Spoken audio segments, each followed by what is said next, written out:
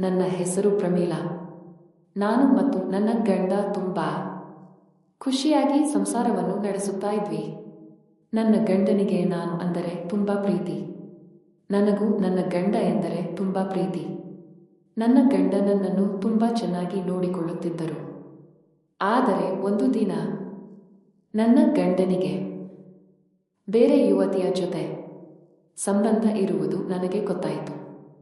ಆದರೆ ಅವರು ನನಗೆ ಏನೂ ಹೇಳಲಿಲ್ಲ. ನಾನು ಅವರನ್ನು ಕೇಳಿದೆ.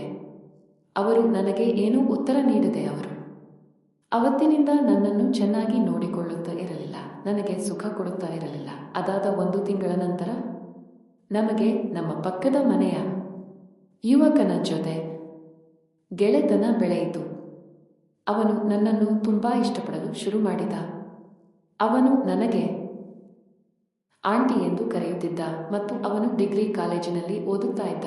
ನಾನು ಅವನಿಗೆ ಹೇಳಿದೆ, ನನ್ನ ಗಂಡ ನನ್ನನ್ನು ಚೆನ್ನಾಗಿ ನೋಡಿಕೊಳ್ಳುತ್ತಾ ಇಲ್ಲ, ನನಗೆ ಸುಖ ನೀಡುತ್ತಾ ಇಲ್ಲ, ನನಗೆ ತುಂಬಾ ಬೇಜಾರಾಗುತ್ತಾ ಇದೆ. ನಾನು ಅವನ ಹತ್ತಿರ ಎಲ್ಲವನ್ನೂ ಹೇಳಿಕೊಳ್ಳುತ್ತಾ ಇದೆ. ನನಗೂ ಅವನ ಅಂದರೆ ತುಂಬಾ ಇಷ್ಟ ಇತ್ತು. ಅವನು ಒಂದು ದಿನ ನನ್ನನ್ನು ಕೇಳಿದ, ನಾನು ನಿನಗೆ ತುಂಬಾ ಸುಖ ನೀಡುತ್ತೇನೆ ಎಂದು ನನ್ನನ್ನು ಅವನು ಕೇಳಿಕೊಂಡ. ಅದಕ್ಕೆ ನಾನು ಬೇಡ, ನನ್ನ ಗಂಡ ಇದ್ದಾರೆ ಎಂದು ಅವನಿಗೆ ಹೇಳಿದೆ. ಅದಕ್ಕೆ ಅವನು ಹೇಳಿದ, ನಾನು ನಿಮ್ಮ ಗಂಡನಿಗೆ ಏನು ಹೇಳುವುದಿಲ್ಲ, ನಿಮ್ಮ ಗಂಡ ಕೆಲಸಕ್ಕೆ ಹೋಗಿದ್ದಾರೆ, ಹೋಗಿದ ತಕ್ಷಣ ನನ್ನನ್ನು ಕರೆ ಎಂದು ಅವನು ಹೇಳಿದ.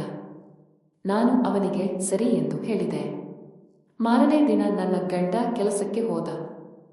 ನಾನು ಆ ಹುಡುಗನನ್ನು ನಮ್ಮ ಮನೆಗೆ ಕರೆದೆ. ಅವನು ಬಂದು ನನ್ನ ನಿಂಬೆ ಹಣ್ಣನ್ನು ಜೋರಾಗಿ ಅದು ಮನು ಶುರು ಮಾಡಿದ.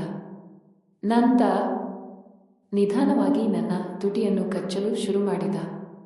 ನಂತರ ನಿಧಾನವಾಗಿ ಕೈ ಕೆಳಗಡೆ ಬಿಟ್ಟ. ಒಂದು ಬೆಳ್ಳನ್ನು ಒಳಗಡೆ ಹಾಕಿ ತುಂಬಾ ಜೋರಾಗಿ ಅಲ್ಲಾಡಿಸುತ್ತಾ ಇದ್ದ. ನನಗೆ ತುಂಬಾ ಇಷ್ಟವಾಗುತ್ತಾ ಇತ್ತು. ನಂತರ ಅವನ ಬಾಳೆಹಣ್ಣು ತೆಗೆದು ನನ್ನ ಬಾಯಿಗೆ ಇಟ್ಟನು. ನನ್ನ ಬಾಯಿ ತುಂಬಾ ರಸವನ್ನು ಬಿಟ್ಟನು. ನಂತರ 1 ಗಂಟೆ ನಾವಿಬ್ಬರೂ ಜೊತೆಯಲ್ಲಿ ಮಲಗಿದ್ದೆವು. ಆಮೇಲೆ ಅವನು ಎದ್ದಿ ನನ್ನನ್ನು ಕೇಳಿದ, ನನಗೆ ಇನ್ನೂ ಇಷ್ಟವಾಗುತ್ತಿದೆ, ಇನ್ನೂ 1 ರೌಂಡ್ ಮಾಡೋಣ ಎಂದು ಹೇಳಿದ. ನಾನು ಅದಕ್ಕೆ ಸರಿ ಎಂದು ಅವನಿಗೆ ಹೇಳಿದೆ. ಇವಾಗ ಅವನು ನನ್ನ ಮೋಸಂಬಿಗೆ ಬಾಳೆಹಣ್ಣನ್ನು ಇಟ್ಟಿ ಜೋರಾಗಿ ಮಾಡಿದ. ನನ್ನ ಗಂಡ ಬಂದು ಬಿಟ್ಟರು.